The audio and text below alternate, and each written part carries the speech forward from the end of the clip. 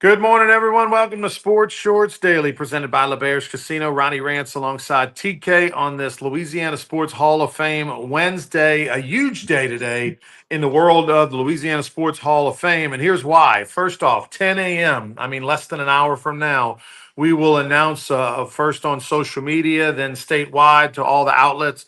The 2026 Hall of Fame class. You already know Todd McClure is going in, but you're going to find out some other names as well for the induction weekend, the last weekend in June. Going to be a great class, and you're going to be excited about some of the names that you're going to hear.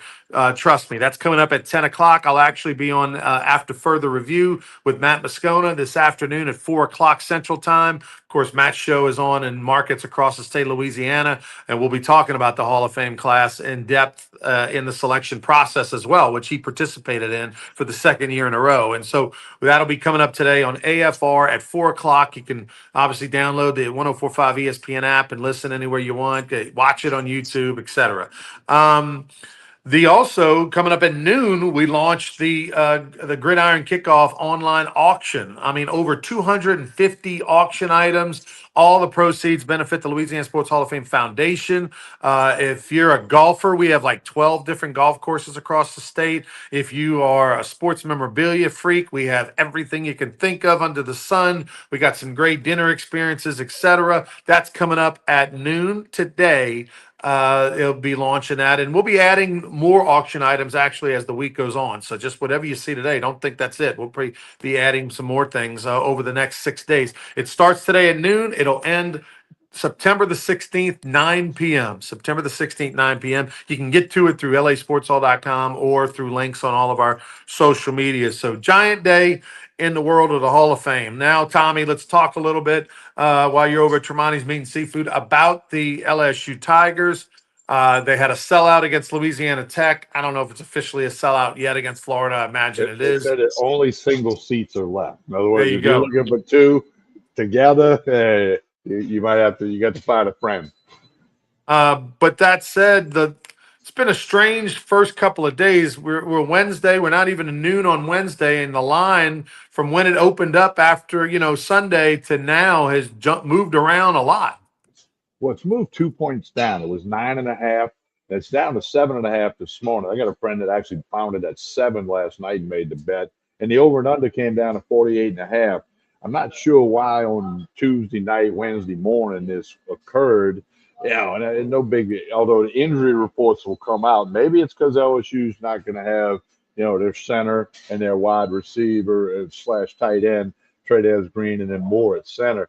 But a little odd for it to move that much during the week. Curious if it'll change later in the week. So if you're all about LSU, get it now because I don't think it's going to go down any further, but it might go back up a little bit. So hey, it's the gold game. They're promoting 6:30 ABC TV. Big deal for LSU against Florida. We all know the Florida story, the Billy Napier story, but it's all about LSU and Baton Rouge Saturday night.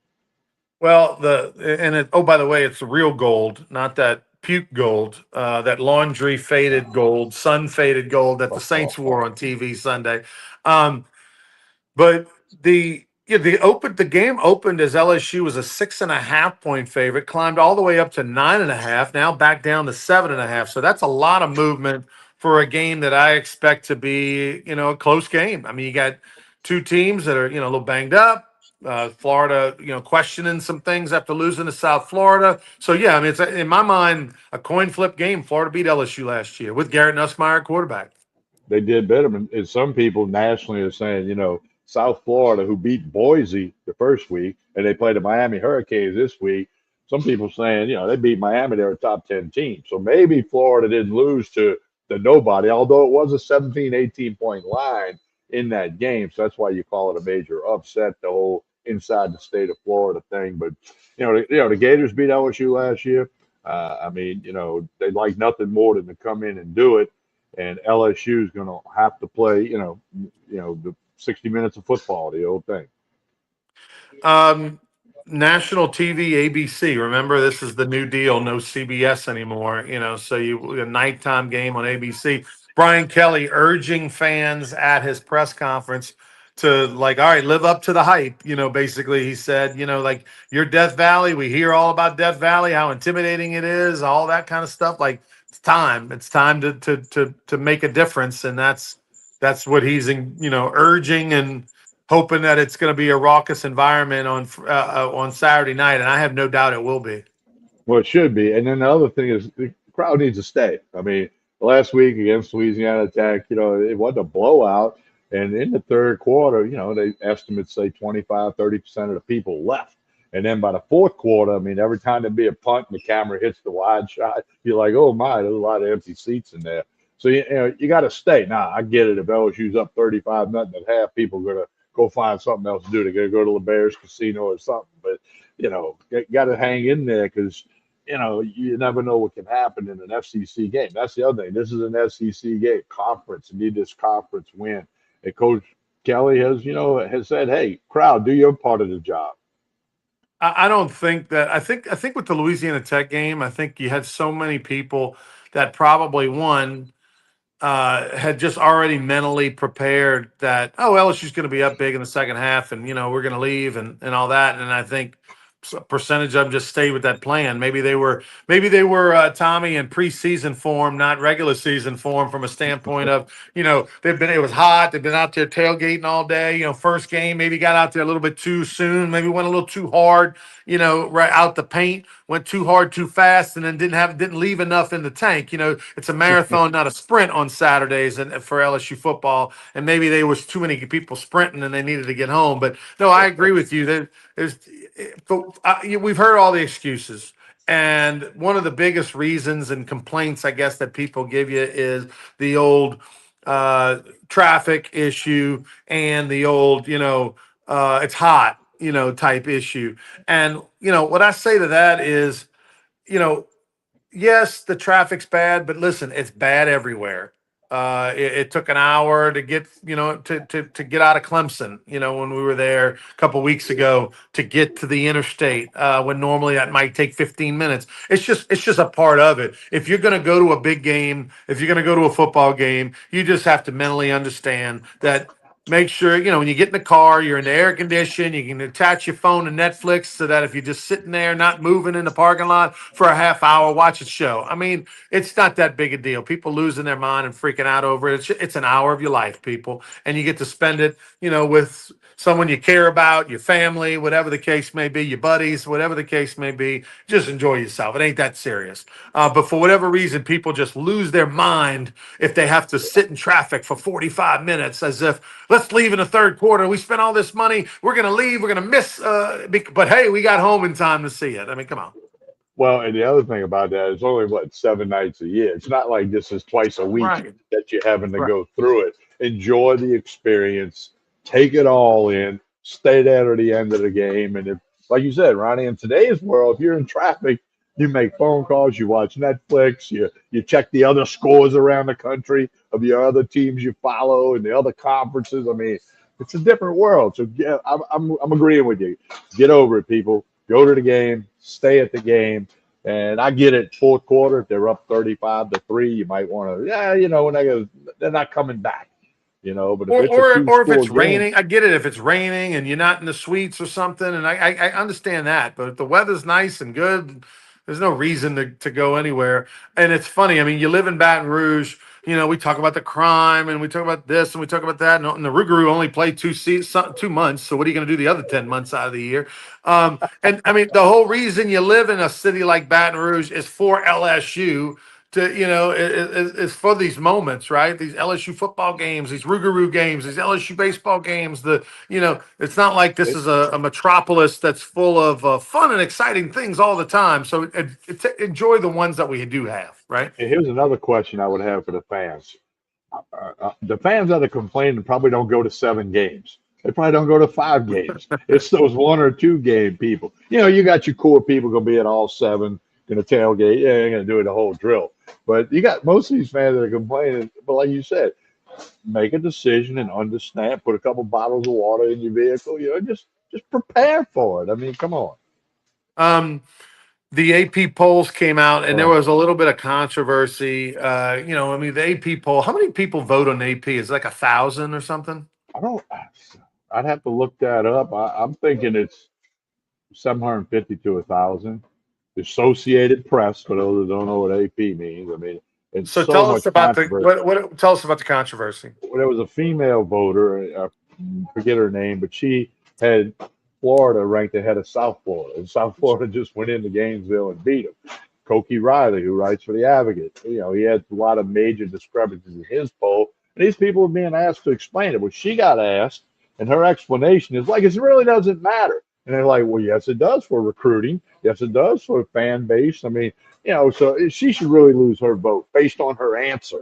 Okay. It was like, well, I don't want to get into my process, but it doesn't really matter. Well, then you don't need to vote. Give somebody who will care and look into it. And Ronnie, it's not hard because you can't watch 25 teams every weekend. I don't care who you are, but you can't put Florida ahead of South Florida after South Florida beats them in Gainesville. You can't do that. I mean, that's just common sense. I mean, most of the eighth graders can figure that out. But, so I don't know if she's Well, going to lose I her need vote you or to not. I need you to look into this and find the answer and make sure we're right for Friday because I did a quick little Google and it says there's 62 sports writers that make up the AP poll around the country. I'll So find that out. I want to I know like with the Heisman it's hundreds and hundreds of people. Seven Um, hundred and something on the highs. I do know yeah. that. So we need to look at if there's only 62 people, then yeah, I mean you got to take this thing a hell of a lot more serious. But I want to Well, confirm that. it's kind of like back in the day, many years ago, the coaches poll. The SID would fill it out, or the Fill it director of out. football ops would figure it out. Fill it out. Probably still Basketball and baseball happens. too. Yeah, well, but they kind of came down because they published the votes at the end of the year, what coach voted every week. So they kind of said, "Hey, come on, coaches, you got to figure this out. Have a guy that follows it. You and them chat real quick, then turn it in." So, but the AP poll, it lost a lot of credibility the other day. All right, TK. There was The a other, huge announcement in the world of college football that the Illini fight the Illinois, the Fighting Illini, who hasn't really been relevant in quite a while in college football. They tried, give them credit from time to time. They've tried, made some big hires, just haven't panned out. Maybe they found the formula. It ain't about the coaches; it's about the Jimmies and Joes. And now they got a booster, a donor that's giving them $100 million gift for to put towards athletics. yeah, well, something like that I could say though. No, other than what they lost to Rohan Davey and LSU in the Sugar Bowl many years ago. That was the night it snowed, man. Because I left that game early because they told us all in the dome, you better get out of here. They might close I-10.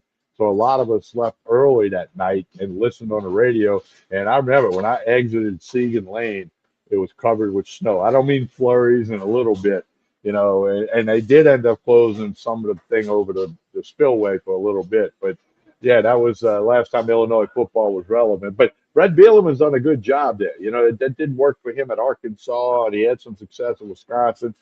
Illinois, they're talking about trying to make some noise, and $100 million gift in today's world of NIL and everything else that goes up. That's going to help somewhere like Illinois, and I think this is going to become a trend, Ronnie. It happened at Texas Tech, it happened at Kansas, it happened at Michigan with the Underwood kid. I mean, if the Oregon, school, yeah, Oklahoma State. Oregon, Yeah. yeah, Oklahoma State, so if a school like a Kansas or an Illinois, and we can go down the list, all of a sudden you got somebody gives you $100 million. The game changed that day. The day you take that check to the bank, the game changed. So we'll see what happens short term and long term at Illinois, but it can't hurt. It can't make them any worse. No, yeah, no question. I don't understand. Like, so Phil Knight, the founder of Nike, um, basically, from our understanding, a year and a half, year plus ago, told Oregon, you have an unlimited checkbook. Do whatever you got to do to sign players. Now, unlimited, Schmidt, I mean, it's probably not completely true. But even that said, even with Phil Knight and Nike, I mean, is Oregon going to win the national championship? Is Oregon the best football team you've ever seen? You know what I mean? Like you would think that if Phil Knight said that they would go get 95% of every top, 5-star, right? Just go get them all. Okay, But who wants yet, to go to Oregon? well, yeah, as cool as their unis are, as But cute. money talks. Yeah, Yeah, I mean, look, that's what Nick Saban said. Kids grew up playing in the South and playing in front of 100,000 and the name brands, Alabama, LSU, Georgia, whatever. But now the Big Ten is going to be relevant because they've got money and they're going to convince a kid that I'd love that going to Georgia, but Illinois is paying me a lot more money, so I'm headed to Springfield or Bloomington. Wait, Bloomington, Indiana, Springfield, Illinois. I think is maybe where Illinois is, Champaign, Illinois, or or whatever. Champaign, Champagne, So, Champagne. but then what happens, Ronnie, is the domino effect. You get a couple of top recruits, and then that gets two or three more recruits. They all want to go together, and they all get the money. And then, I don't know, maybe Illinois wins the Big Ten in 2 years. We'll wait and see. By the way, we talked a little bit the other day about the proposed change to the portal. There's discussion about them for football, closing the spring transfer portal window and going to one portal, a 10, 11-day portal in early January, actually during the playoffs. So as soon as the quarterfinals are over, they start and it ends. But if you're the four teams playing in the playoffs, you're preparing for semifinal games and finals while the portal window is open. And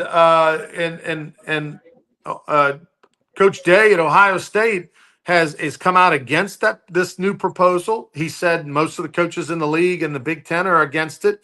Um, I don't think they're necessarily against not having against having not having a spring portal, but okay, well, how does this fare? If I'm in the semifinals, how am I expected to deal with the transfer portal window? How am I expected to deal with when it's open, when it's closed? Who's leaving? Who am I signing? And I'm in the middle of playing a semifinal game, the most important games in our lives.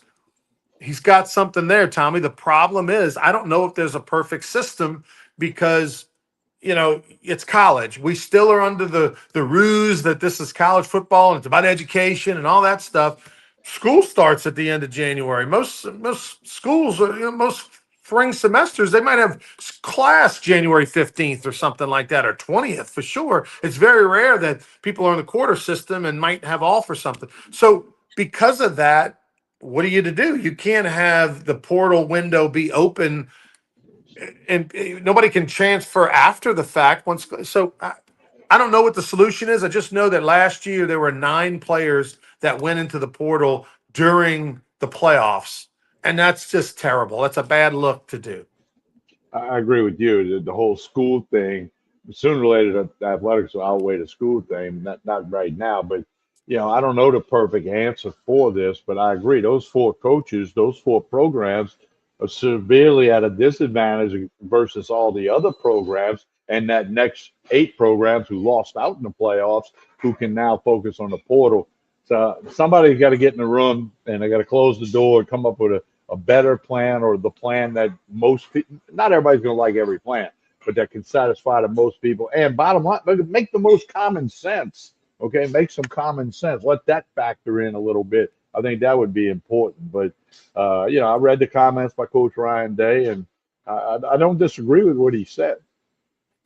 Um, College baseball playoff. I mean, the LSU baseball schedule came out officially yesterday. Um, Couple quick observations. First off, can't stand the opening weekend. We're playing a team called Milwaukee, okay, for a 3-game series.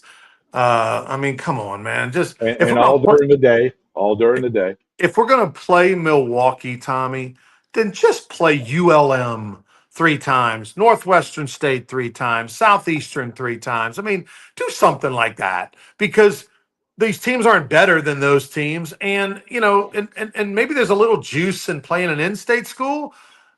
Yeah, there's juice. It's opening day. Yeah, everybody's excited. So at the end of the day, I don't really care. But come on, man. Like Milwaukee, why are we playing those teams? Just play if you're gonna play garbage, no-name teams like that. Just play somebody from down here. But anyway, um, the other thing is that they're going to Jacksonville, Florida, to play in a tournament at the Double A ballpark over there in Jacksonville. That's exciting, and going to be playing, Notre Dame and some others.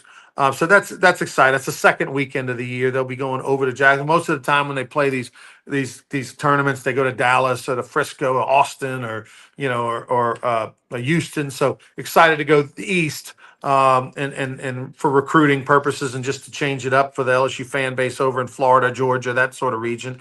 Um, the other thing that jumps out at me is the LSU road schedule in the league is brutal. You got open at Vanderbilt. You got to go at Tennessee.